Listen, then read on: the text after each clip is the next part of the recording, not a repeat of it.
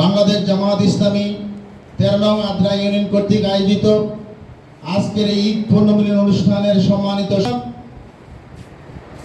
আমাদের সকলের শ্রদ্ধেয় ব্যক্তিত্ব জনাব অধ্যক্ষ শফিকুল আলম হেলাল স্যার, আজকের প্রোগ্রামের সম্মানিত বিশেষ মেহমানবৃন্দ, সম্মানিত অতিথিবৃন্দ, বিসমিল্লাহির রহমানির রহিম। লাইন শাকারতুম লাযীদান্নাকুম ওয়া লাইন কাফারতুম ইন্না আযাবি লাশাদীদ। তোমরা আমার নিয়ামত পাওয়ার পরে যদি শুকরিয়া জ্ঞাপন করো তাহলে আমি নিয়ামত বৃদ্ধি করে দিব, আর যদি আমার নিয়ামত পাওয়ার পরে যদি অস্বীকার করো, কুফরি করো, জেনে রাখো নিশ্চয়ই আমার শাস্তি অনেক কঠিন।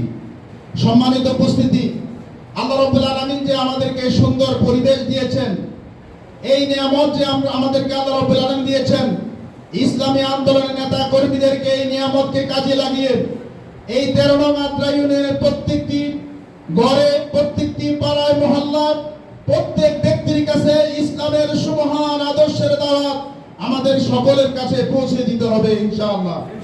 বাংলাদেশ চলবে ইসলামের মাধ্যমে, এই বাংলাদেশ চলবে কোরআনের মাধ্যমে। এই দৃশ্য মানুষ দেখতে চায়। সুতরাং নেতৃত্ব বাংলাদেশ জামাত ইসলামীকে দিতে হবে। সকল কর্মী এবং সমর্থক, সকল দায়িত্বশীলদেরকে অগ্রণী ভূমিকা পালন করতে হবে।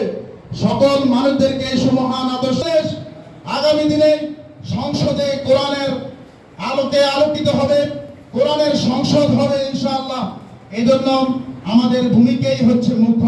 আল্লাহ রাব্বুল আলামিন আমাদের সকলকে, আমরা যারা এই ইউনিয়নে আছি, ইউনিয়নের বাসিন্দা হিসাবে, এলাকা আমরা যারা থাকি, আমরা যারা বাইরে থাকি, সকলকে